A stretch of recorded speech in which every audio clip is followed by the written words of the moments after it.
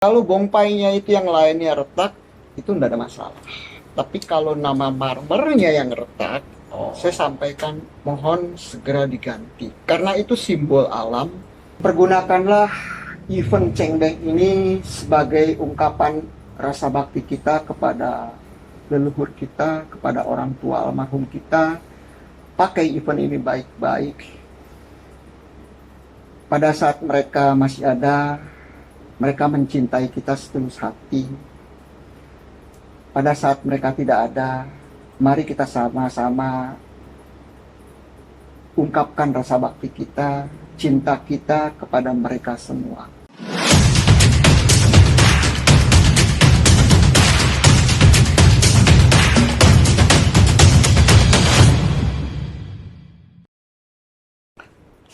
Halo Sobat Waras semuanya dimanapun Anda berada, jumpa lagi bersama saya Jimian dengan edisi podcast The Waras dengan hashtag Open Your Mind. Oke, seperti biasa hari ini kita akan tetap membahas tentang menyambung podcast-podcast sebelumnya di mana kita membahas tentang tradisi tata cara persembahyangan etnis Tionghoa selama 1 tahun. Dan edisi segmen podcast kali ini yang ketujuh, kita memasuki tentang pembahasan sembahyang Cengbeng, ya, mengingat memasuki bulan Cengbeng dan puncaknya juga sudah dekat. Oke, langsung saja seperti biasa di samping saya duduk juga narasumber yang luar biasa, seperti biasa langsung kita sapa. Ko Hardian, selamat malam. Selamat malam Sobat Waras dimanapun berada. Oke.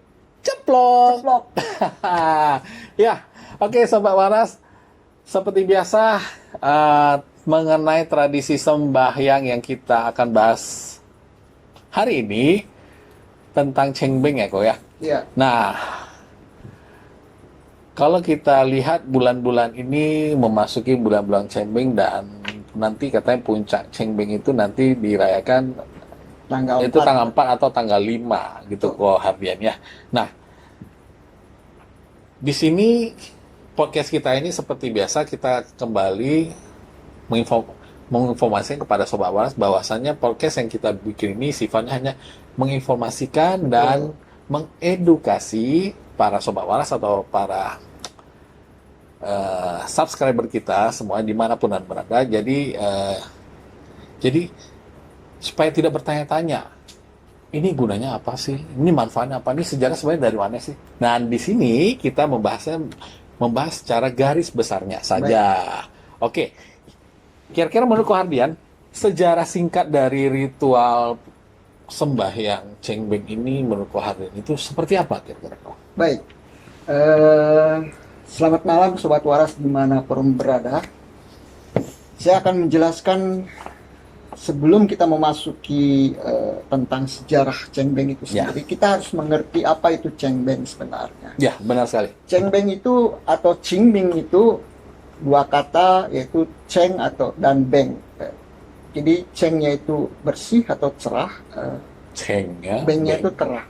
Beng. Jadi bersih dan terang. Oh, Cengbeng kan Hokkien style orangnya. Jadi Qingming itu bersih, terang gitu ya. Oke, benar. Oke, nah Cengbeng adalah sebuah prosesi ritual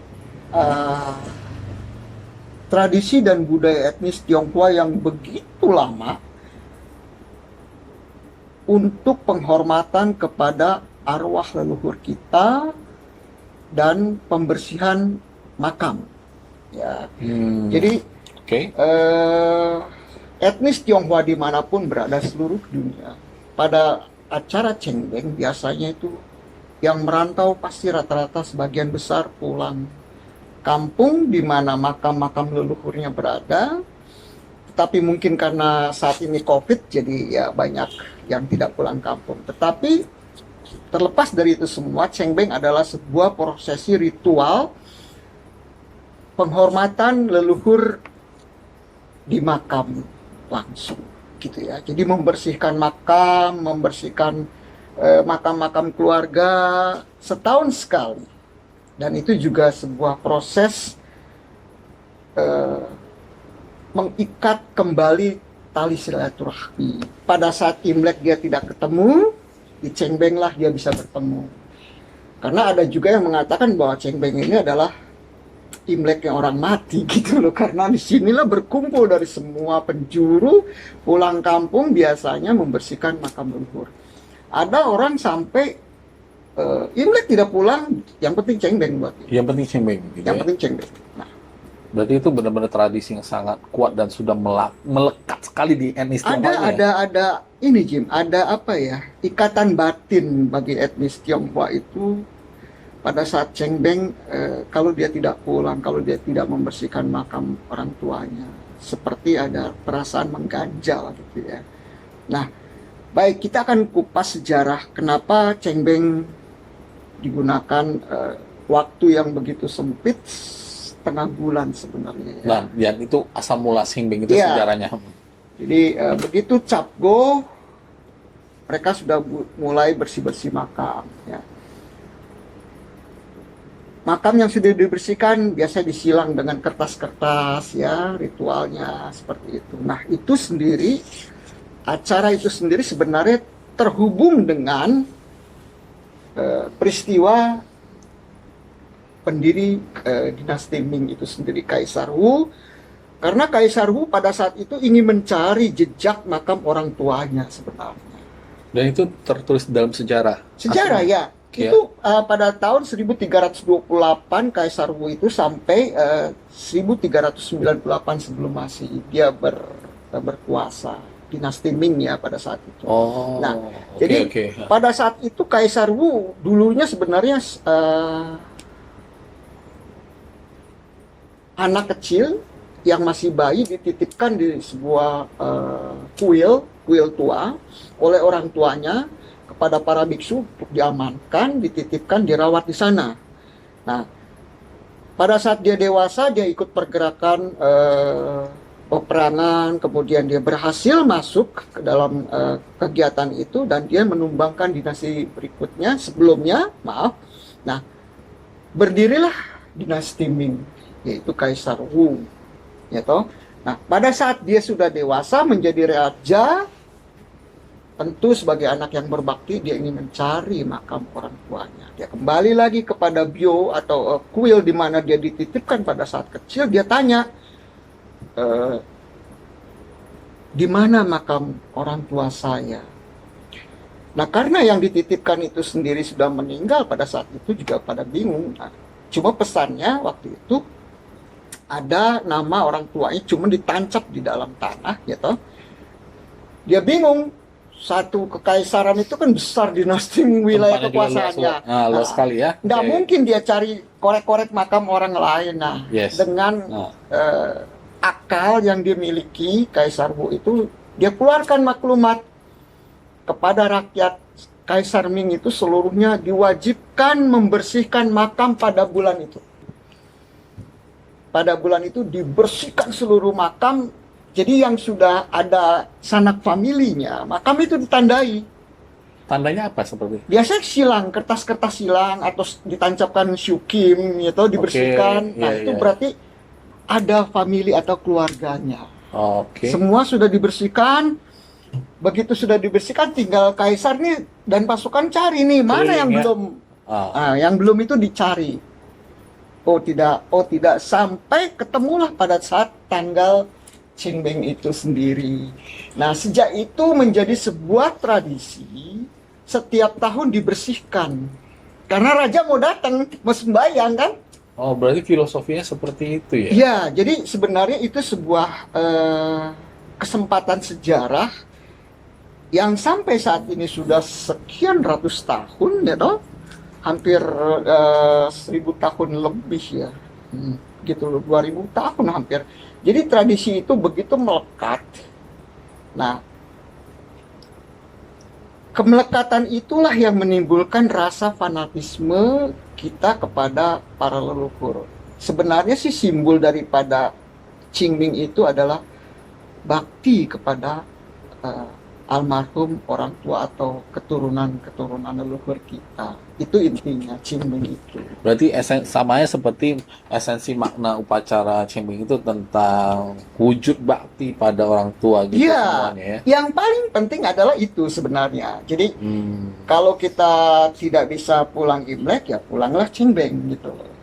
Kita bersihkan makam leluhur kita rawat. Mungkin ada yang rusak, ya toh, atau tanahnya ambles, kita tambah tanah, tambah rumput lagi, ya kan, kita bersihkan, kita cat ulang gitu loh Oh, oke. makam-makamnya. Ibarat itu kayak rumahnya orang tua Iya, dibagusin gitu rumah ya. Yin orang tua kita almarhum kita rapihkan. Iya, iya, iya. Kewajiban sebagai keturunan kemudian merawat makam leluhur adalah bagian daripada rasa bakti, gitu kan? Hmm. Nah, itu yang esensi dasar daripada Qingming itu sendiri. Di samping tadi sejarah tentang Qingming ini yang berkaitan dengan dinasti Ming, Kaisar Wu ini, ada filosofi sejarah lainnya nggak menurut kau, Hardian? Ya, sebenarnya Maksudnya apakah mungkin dari filosofi tersebut yang lebih menguatkan sejarah itu sampai sekarang gitu? yang menguatkan daripada kenapa orang bisa sampai setiap tahun itu sendiri melakukan prosesi Qingming, sebenarnya ikatan bakti itu sendiri. Tanpa peristiwa Kaisar Ming itu sendiri pun Qingming tetap berjalan. Tetap berjalan. Cuma tidak kompak gitu loh. Oke, berarti sebelum dinasti Ming Kaisar Wu ini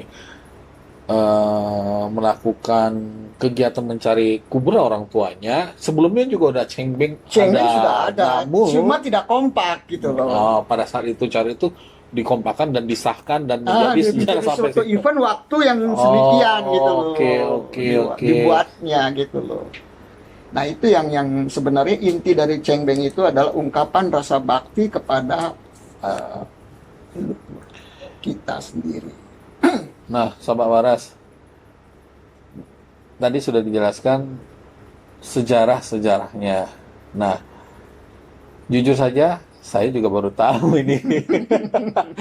Walaupun saya banyak-banyak belum baca, tapi ya ini yang langsung kita bincang-bincang, jadi cukup jelas ya. Nah, terus di yang kedua, setelah kita mengetahui sejarahnya nih, kalau hadirnya, proses tata cara untuk melakukan ritual Qingming itu biasanya dari mana dulu? Biasanya kalau di keluarga saya, kita itu langsung pada datang saat hari H. Iya. Namun kalau pernah yang saya baca, saya kulik gitu, sebelum kita sembahyang, kita itu harus bersih-bersih dulu sebenarnya. Namun biasanya mungkin karena udah kemakan zaman, kita bayar orang gitu. Itu sebenarnya sah-sah aja. Sah-sah saja. Dan itu kira-kira tata caranya seperti apa sih biasanya? Iya, baik. Sekarang kita bicara tentang makam yang tidak dirawat oleh orang lain lah ya. Biasanya kan tidak mungkin kita menyelesaikan masalah itu dalam satu hari. Yes. Ya, biasanya makam itu ilalangnya begitu tinggi, kita bersihkan dulu ya toh. Ya, sebelum acara bersih-bersih itu biasanya kita pasang hio dulu ke dewa buminya, baru ke almarhum. Kita sampaikan lah seperti kita mau bersihin rumah orang, mohon izin gitu loh. Oke. Bapak, Akung, Popo, hari ini saya datang bersama-sama minta izin mau bersihin kuburan Papa atau Akung atau Popo, biar bersih, biar rapi, biar terang, biar enak. Nah, gitu juga di reflection sini kita minta izin bahwa kita akan membersihkan makam leluhur kita, namanya siapa, kita sebutkan. Setelah kita pasang hio, ya baru kita mulai bersih-bersih. Setelah bersih-bersih rapi semua, barulah kalau waktunya keburu ya kita bayang hari itu. Kalau tidak ya mungkin cari waktu lagi. Cari waktu, ya kan, bisa 2-3 hari atau seminggu kemudian gitu ya. Itu prosesinya. Nah, tentang apa yang harus dipersembahkan dalam upacara Qingming itu relatif Jim ya. Karena bagaimana bersembayang itu adalah, sekali lagi saya selalu sampaikan, yang penting adalah ketulusan hati. Apa yang kita mau persembahkan tidak ada masalah. baik kita mau persembahkan dengan masakan-masakan yang apa almarhum suka, atau berupa buah-buah saja dan kue-kue saja, itu nggak ada masalah ya. Yang penting adalah niatnya kita bersembahyang, membersihkan makam orang tua. Akan sangat sedih kalau ada makam leluhur yang dibiarkan begitu saja padahal dia masih memiliki keturunan. Sementara makam-makam yang lain sudah bersih. Makam leluhur kita tidak pernah tengok, tidak pernah datang bersihkan. Mungkin sedih sekali kita sendiri sebagai orang lain, kesian banget ya gitu loh, makam itu nggak pernah dibersihin. Nah itu loh. Iya. Artinya apa? Berarti dia punya keturunan yang tidak berbakti. Berarti kalau misalnya kita lihat itu boleh dong kita cap seperti itu juga. Iya, sebenarnya secara tidak langsung itu akan mendapat predikat seperti itu, walaupun kita sendiri tidak pernah tahu apa problem di dalamnya, toh? Ya, benar juga. Nah, kemudian kalau kita bisa rawat sedemikian bersih, yang paling penting buat saya adalah kita mengikatkan keluarga besar kita. Seperti kemarin saya cengbengan ya, yang seperti tadi saya kasih tahu Jimmy videonya. Ya. Bagaimana keluarga besar saya himpun, Cece, adik-adik saya, keponakan saya, semua datang membersihkan. Turut serta walaupun dengan satu kuas dia bersihkan makam akungnya. Dia cat pagar-pagarnya. Nah itu adalah satu simbol kita ingin akrabkan, ikat kembali keluarga besar kita, bahwa ini loh makam akungnya. Nanti kan kalau ditanya sama orang siapa nama akungnya, nggak tahu. Dengan dia itu dia bisa baca. Betul. Siapa keturunan, kapan meninggalnya. Sampai kemarin mereka bilang, wah kalau akung ada, akung berarti umur sudah 110 tahun ya. Karena dia baca di situ, gitu loh. Ya, nah, itulah tujuannya, kembali mengingat sejarah akungnya sendiri atau kakeknya. Itu yang penting. Berbicara tadi mengenai tentang bersih-bersih nih. Kalau bersih-bersih itu bersih-bersih kubur ya, orang bilang itu di luar cengbeng atau sebelum atau sesudah cengbeng itu boleh nggak sih, atau pas event cengbengnya sendiri gitu? Nah ini yang seru. Banyak sebagian kalangan yang menjadikan ini mitos ya, bahwa kalau bukan cengbeng tidak boleh bersih-bersih kuburan. Jadi pantang lah. Iya.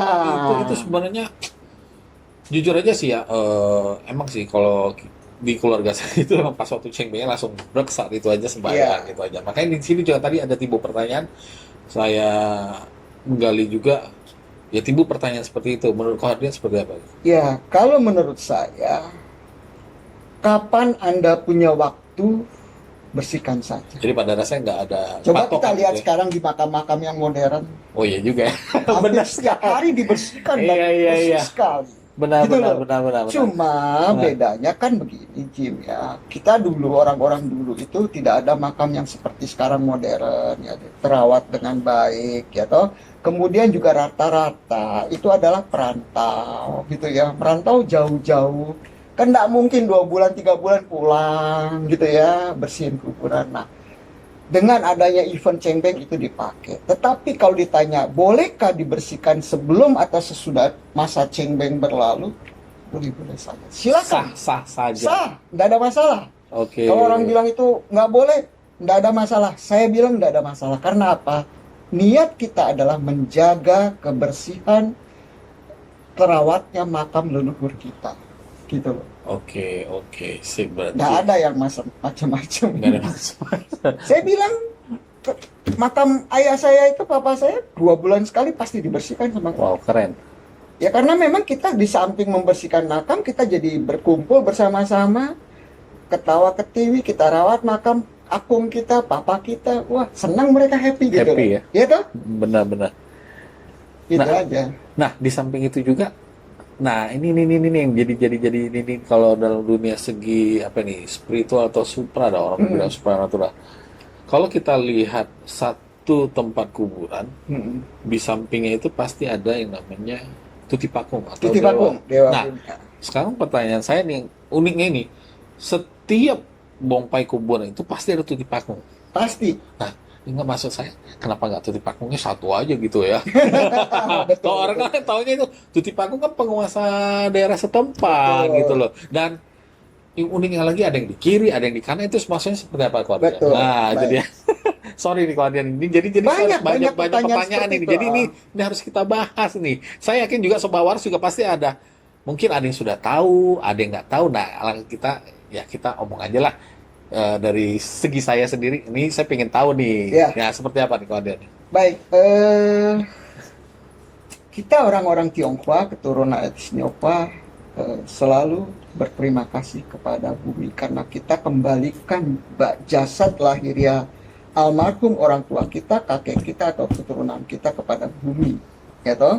Jadi bila kita dimakamkan, berarti kita kembalikan badan lahiriah atau jasad lahiriah almarhum kepada bumi. Nah, sebagai simbol penitipan itu, kita bikinlah satu tempat, Titi Pakung atau Dewa Bumi, tempat persembahyangannya. Sebagai ungkapan, kita bermohon semoga badan lahiriah almarhum orang tua atau kakek atau ayah atau ibu kita bisa diterima di bumi, gitu ya. Oke. Nah, itu sebuah simbol saja. Tadi Jimmy mengatakan, kenapa nggak satu aja, satu komplek makam satu? Karena kita tanya ya Ya, itu. kita etnis Tionghoa selalu berterima kasih dengan simbol-simbol dia buat. Saya bikin, kalian juga bikin. Kan nggak mungkin kita sembahyang di sana, di makam orang lain. Ya, kita bikin juga.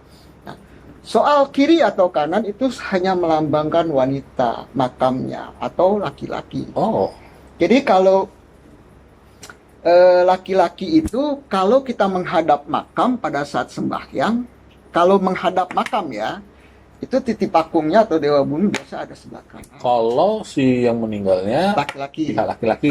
Kalau yang Oke. meninggalnya perempuan, dia ada sebelah kiri. Atau sebelah kiri, sebelah kanan dari jenazahnya. Kalau jenazahnya palanya menghadap ke kita, kan sembahyang itu. Kalau dia perempuan, dia ada sebelah kanan, Titi Pakungnya. Tapi kalau kita yang bersembahyang ke makam, kita lihat makamnya ada sebelah kanan, Titi Pakung, itu berarti pasti laki-laki. Oke. Kalau dia Titi Pakungnya sebelah kiri, pasti perempuan. Bagaimana kalau sekarang zaman modern nih? Ah. Kalau misalnya contoh, mohon maaf sekali, ini saya ambil kasus contoh dari kuburan papa saya.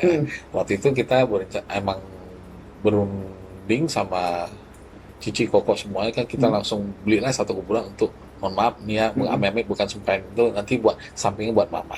Nanti kok misalnya itu dua begitu, tuh tipakungnya bagaimana itu? Biasanya bikin dua, Jim. Oh, bikin dua. Biasanya kan itu namanya di siangkong ya.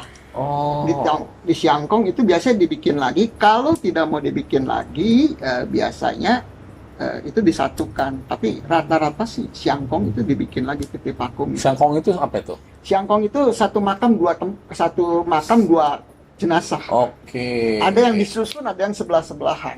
Iya. Gitu. Tapi kalau misalnya disusun kayak agak gimana gitu ya? Ya, rata-rata sebelah-sebelah. Maka Oke. makamnya besar gitu ya.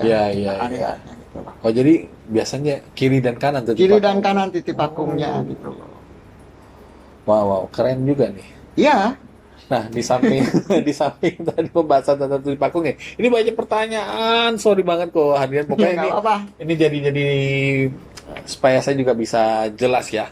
Dan yang pertanyaan untuk selanjutnya, menyikapi tentang tata cara sembahyang pas cengbeng di kuburan ini, Iya. ya kan? Kalau kembali lagi saya menceritakan patokan ini saya nih, saya Iya. datang ke sana nih, Oke. melihat bongpai kuburannya gitu, misalnya kalau misalnya ada sedikit retak atau papan nisan bongpai yang keramik itu tulisan namanya itu retak, marmernya itu yang tulisan nama itu retak. Nah, ini konon ceritanya ini yang menurut dari orang tua atau apa itu benar-benar berpengaruh ke kehidupan, itu sebenarnya ada atau enggak sih, atau gimana sih? Oke. Ini yang selalu saya pesan kepada keluarga saya apabila kita datang ziarah membersihkan makam orang tua kita atau akung kita. Yang pertama saya sampaikan pesan, selalu ingat baik-baik. Tolong perhatikan marmer nama di situ kan ada nama almarhum, keturunannya, itu ada. Jadi bongpai itu ada kotak nama biasanya. Nah, soal kalau bongpainya itu yang lainnya retak, itu enggak ada masalah. Tapi kalau nama marmernya yang retak, saya sampaikan mohon segera diganti. Karena itu simbol alam. Kalau kita biarkan sih, dari pengalaman saya yang rata-rata saya perhatikan dari semua makam, saya pemerhati makam soalnya. Jadi kalau ke makam, saya pemerhati makam dari kecil gitu loh ya. Hampir sebagian besar saya perhatikan, begitu retak saya sampaikan, mereka tidak selesaikan. Maksudnya nggak gubris gitu ya? Iya, Itu maksudnya rata-rata hancur persaudaraan, pecah simbol. Karena apa? Kita etnis Tionghoa percaya makam itu adalah rumah yin. Oke. Rumah kita adalah rumah yang. Jadi yin yang, keseimbangan. Maka yang harus kita jaga, kalau itu bentuknya makam, kita jaga keseimbangannya adalah nama marmernya, itu yang paling penting. Kalau dia retak, segera ganti. Karena saya pernah lihat Jim, secara logika itu susah kita cerna. Marmernya aja itu hampir ratusan juta dia bawa dari Italia. Begitu kualitas super. Begitu dipasang, nggak sampai 1 minggu, retak kira-kira 15 cm. Saya sampaikan kepada keluarga ini tolong diganti. Karena kalau Anda biarkan sampai bawah, umpama segini Jim, sampai dia bawah retak, selesai. Kacau balau itu rumah tangga, rata-rata kekeluargaan itu putus. Berarti serem Itu juga yang ya? kita takutkan secara Hong Shui Yin-nya. Nah, maka bagi Sobat Waras dimanapun berada, saya himbau untuk mereka yang suka ziarah ke makam orang tua atau leluhur, tolong diperhatikan marmer namanya. Berarti pertama kali kita datang bersih-bersih, kita harus Bersihkan dulu itu. bersihin dulu ya. Ya. Kita lihat dulu. Bersihkan dulu. Kalau memang retak, tolong diganti. Jangan sampai dia pecah sampai Itu bawah. pengaruh nggak ke pas nanti ke sembayang cengbengnya di kuburan? Bukan soal sembayangnya, tetapi Nggak masalah gitu. itu simbol alam. Oke. Kalau Anda biarkan, maka akan menjadi perpecahan keluarga. Sampai yang paling miris rata-rata ekonominya pun hancur. Karena dibiarkan rumah yin itu pecah. Itu pecah namanya. Ibarat yin yang itu harus seimbang gitu seimbang, gitu. Itu yang saya selalu sampaikan, pesan-pesan itu. Ya, kalau kita datang, bersihkan dulu marmernya, pakai tisu atau pakai apa, bersihkan betul-betul, kita lihat tidak ada yang retak, dicuci. Kalau soal bongpai ini ada yang retak-retak sedikit, ini nggak ada masalah. Terus sampai belakangnya nggak ada itu masalah. nggak masalah gitu.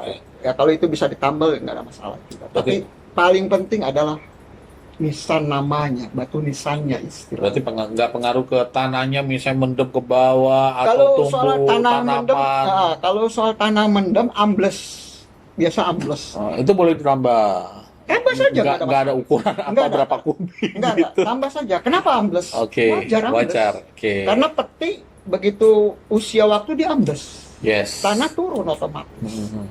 Tambah saja, enggak masalah. Nah, apalagi biasanya di kuburan Engkong atau Uyut saya deh kalau nggak salah itu sampai benar-benar numbuh apa ya, nenas gede di kuburannya. Katanya jangan dicabut, itu hoki itu katanya. Mitosnya seperti itu malah. Nah. Kalau saya sendiri bilang, bersihkan aja biar rapi, biar enak lihatnya juga enak. Yang paling penting bagaimana kita memperlakukan itu seperti rumah orang tua kita sendiri, karena disitulah badan lahiriah dia terakhir dititipkan di bumi. Kita rawat sebaik-baik, kita bersihkan sebersih-bersihnya gitu loh. Kalau perlu datang pakai kompresor, air semprotin nggak apa-apa. Bersihin, sikat gitu loh. Itu tugas kita, karena kita yang masih hidup sebenarnya. Menyingkapi tadi pertanyaan sebelumnya yang tentang masalah tata cara sembahyang ya. Itu tadi saya lupa nanya. Kalau misalnya orang biasa, kalau orang datang ke sembahyang kubur itu, mereka sembahyang itu banyak kertas itu di belakang tanah itu ditancap-tancapin, terus di atas bongpai itu dikasih kertas batu itu. Itu maksudnya, sorry nih, maksudnya apa sih itu kok? Kalau misalnya katanya kalau misalnya nggak batunya nggak diambil itu katanya bahaya juga, atau itu sebenarnya mitos atau gimana sih kok? Begini, sebenarnya kalau soal kertas ditabur di makam itu kan sebenarnya ya seperti himbauan Kaisar Wu itu sendiri. Kalau ada pemilik keluarganya makam ini tandailah dengan simbol kertas. Kembali lagi ke Oke, sejarah itu yang ya, meletok itu ya. ya, oke.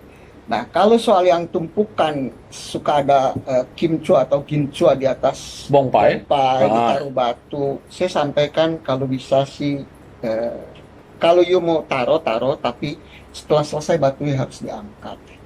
Karena begini, secara simbol Hong Shui Yin-nya, kalau itu dibiarkan lama-lama kertas itu hancur kena hujan, kena cuaca, tapi batu itu tidak akan kemana-mana. Nah, itu akan menekan gitu. Menekan sisi nisan itu sendiri yang tertinggi. Maka dalam kehidupan yang-nya pun akan tertekan. Kalau kita bicara Hong Shui-nya. Secara Hong Shui ya. Itu loh. Oke. Itu aja yang saya ingin sampaikan. Maka saya sendiri tidak pernah menaruh-naruh seperti itu gitu. Karena setelah saya bersihkan kertas kimchua itu ya saya bakar. Saya taruh ada tempat pembakarannya kan, kalau kita bakar ya itu yang simbol kertas disilang ya kita silang-silang saja sebagai simbolis ini sudah selesai dibersihkan dan ini ada keturunannya.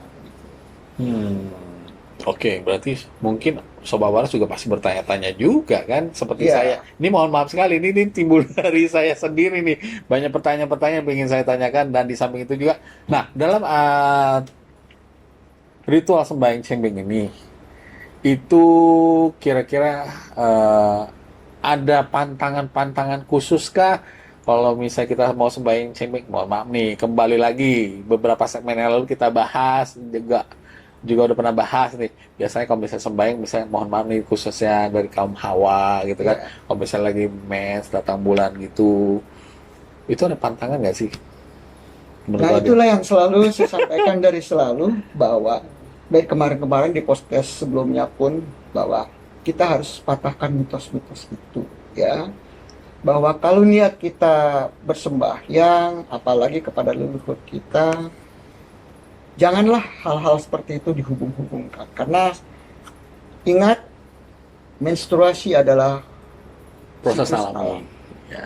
Jadi kita mau sembahyang ke papa kita ya nggak ada masalah, sembahyang aja. Berarti dalam ritual Cengbeng ini tidak ada pantangan apapun ya gitu ya? Tidak ada gitu loh, kecuali Sah-sah. rusak makam orang. Itu Kalau itu pantang dan kurang ajar itu namanya itu ya. jangan. Oke, Sobat Waras ya. Oke, kita seruput dulu tehnya, Guardian. Kamera boy. Yuk, kamera boy.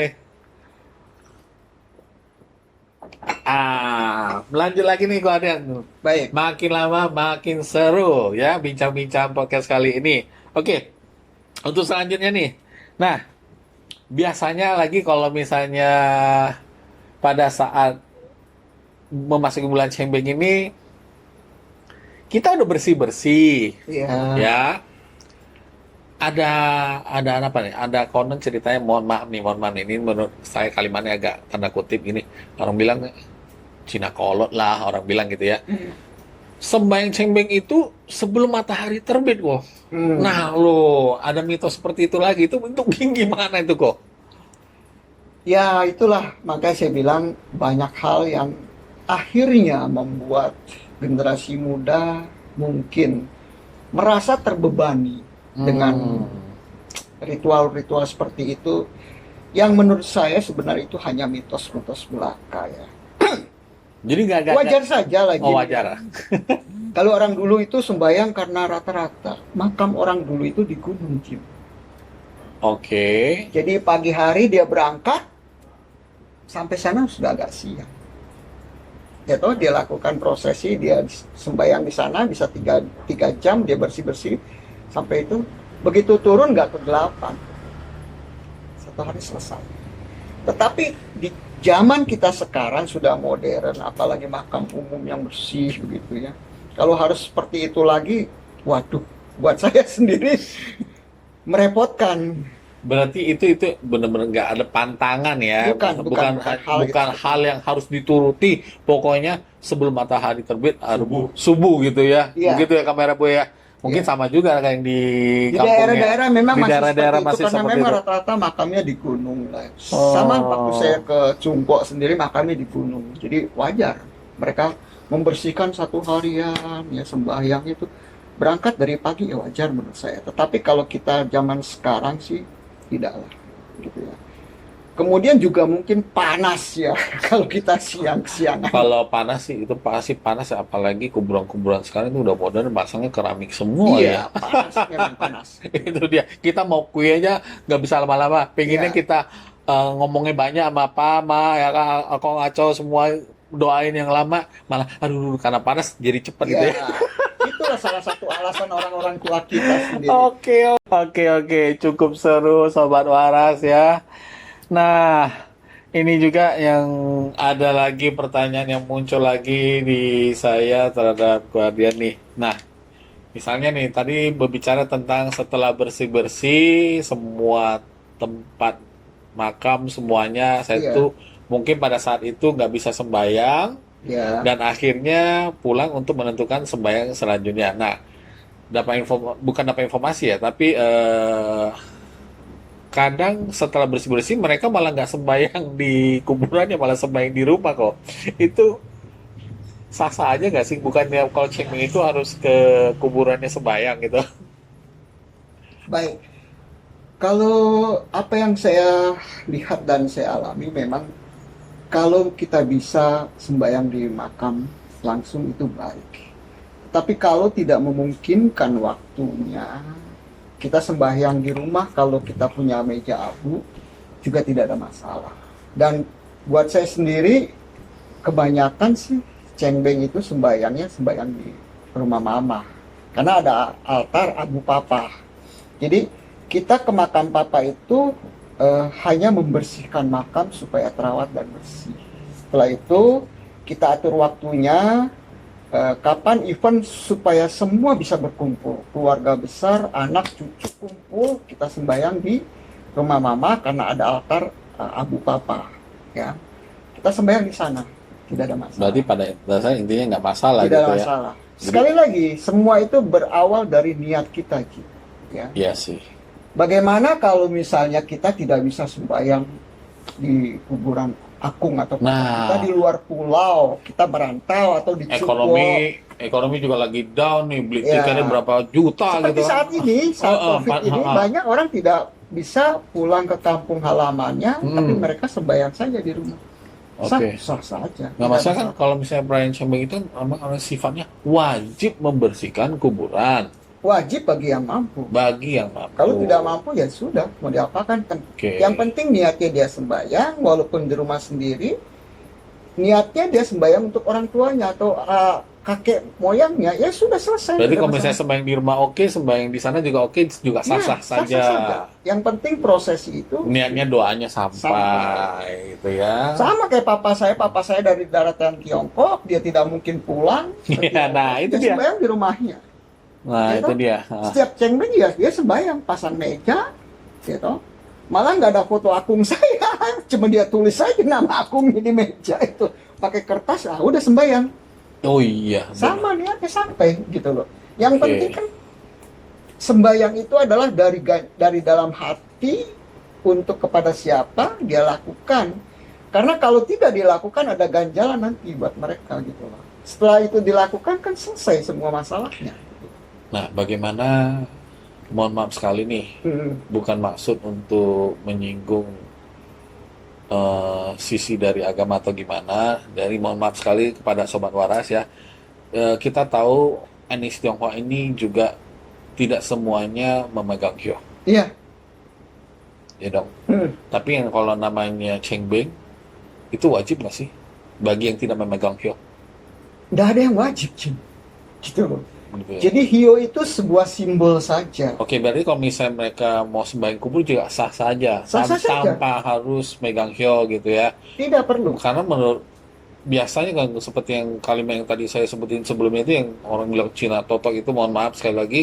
Nah, itu kan sembahyang kubur harus pasang hyo lah, gini lah. Tidak gitu. perlu. Oke. Jadi sama keluarga besar kita, ada yang Buddhis, ada yang Konghucu, ada yang Kristiani, ada yang Katolik. Pada saat kita selesai membersihkan makam, kita tancapkan hiyo bagi yang melakukan prosesi itu. Bagi adik saya yang Kristiani, dia cukup berdoa di depan makam ayahnya dengan cara dia sendiri.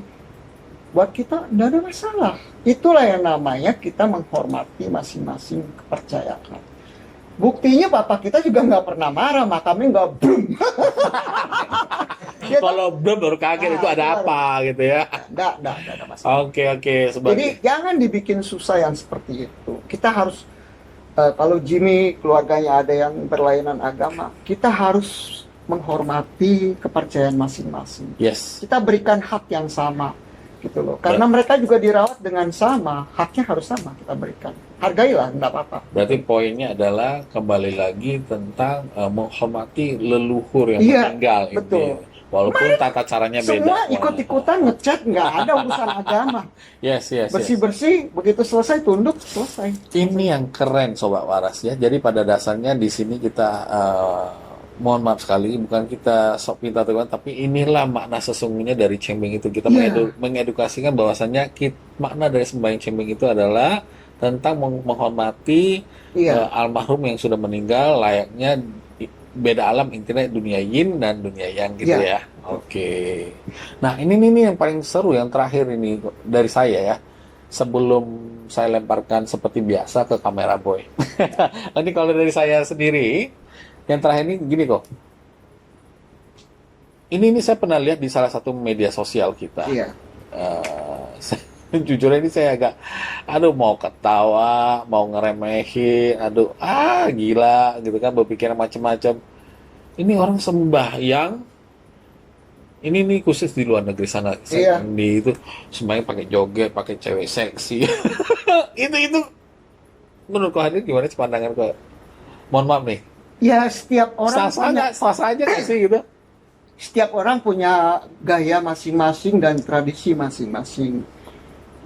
Selama lingkungan tidak terganggu, saya rasa sah-sah saja, tidak ada masalah. Kita mau bikin apapun, selama tidak mengganggu lingkungan yang orang lain protes, sih tidak ada masalah. Oke. Ya. Terjawab berarti ya? Kemudian Oke.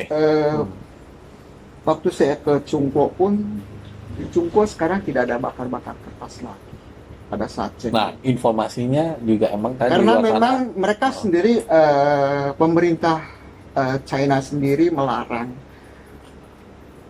Bisa dibayangkan seandainya satu daratan Tiongkok itu melakukan prosesi Cengbeng, membakar sedemikian banyak kertas sembahyang, apa jadinya? Polusi terjadi. Maka pemerintah Cina melarang itu semua dan tidak ada masalah gitu.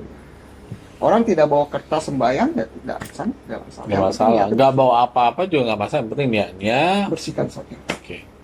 Gitu aja. Lanjut lagi ke sesi selanjutnya, kamera boy. Nah, gimana nih kamera boy? Kira-kira tadi gue mau nanya. Sebenarnya pengen nanya. Nanya Tapi apa? udah dijawab semua. Oh, Tidak masalah. tidak masalah, Oke. kata Koadian. Oke, berarti sebagai penutup nih, pertanyaan pamungkasnya, mungkin apa kesan pesan kepada Sobat Waras yang ingin disampaikan ke Hardian Iya. yang melalui channel konten podcast The Waras kita kali ini, ya mudah-mudahan kena lebih teredukasi lah Baik. tentunya. Baik, Sobat Waras dimanapun berada, pergunakanlah event Cengbeng ini sebagai ungkapan rasa bakti kita kepada leluhur kita, kepada orang tua almarhum kita. Pakai event ini baik-baik.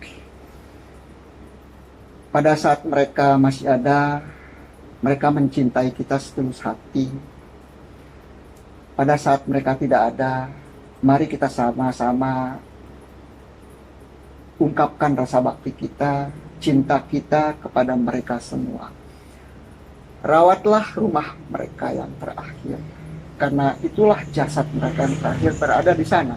Kita harus merawat sebaik-baiknya, dan pakailah event Cengbeng ini juga sebagai cara kita mengikat keluarga besar kita menjadi lebih rukun, menjadi lebih eh, guyup bahasa Jawa ya, lebih kebersamaannya lebih ada.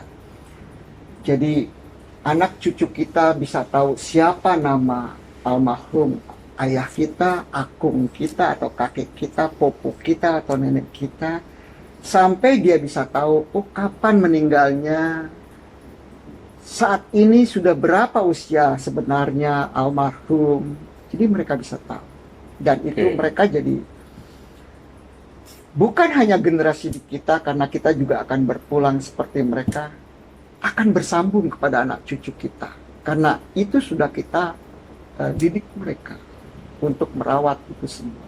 Jadi event ini harus dipakai baik-baik. Bagi yang berkesempatan, pakailah sebaik-baiknya. Jangan disia-siakan. Karena kita etnis Tionghoa itu yang tertinggi dari semua perbuatan adalah berbakti. Berbakti kepada Tuhan Yang Maha Esa, itu juga berbakti kepada leluhur kita. Tanpa mereka kita tidak pernah ada. Maka pakai, jaga baik-baik event ini. Terima kasih, selamat malam Sobat Waras. Mantap, luar biasa, keren, semua terjawab, dan pribadi saya sendiri juga teredukasi dengan informasi maupun jawaban dari Kohardian. Begitu pula harapan saya kepada Sobat Waras sekalian semuanya, tentunya kita sifatnya hanya memberikan informasi dan mengedukasi dari paradigma yang seperti biasa, dari mitos-mitos yang gak jelas gitu ya. Kiranya melalui channel konten ini semuanya akhirnya bisa tahu secara garis besar makna dari Cengbing tersebut, sejarahnya, tentang tata cara, semuanya cukup jelas. Baik. Oke, Sobat Waras, luar biasa sekali malam hari ini. Tidak terasa waktu kurang lebih hampir 40 menit.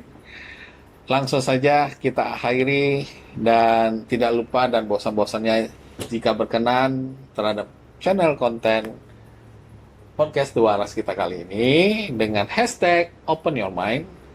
Silakan Sobat Waras share sebanyak-banyaknya untuk membantu konten channel The Waras kita ya. Terima kasih juga pada Sobat Waras yang sudah mendukung channel The Waras, karena sampai saat ini kita sudah mencapai tembus 1260 subscribe, dan lumayan jam tonton viewernya juga udah tercapai. Dan sekali lagi saya dan Kamera Boy dan Kohardian juga mengucapkan terima kasih. Tentunya tetap semangat. Salam hoki dari saya Jimian, dan salam waras. Ceplok.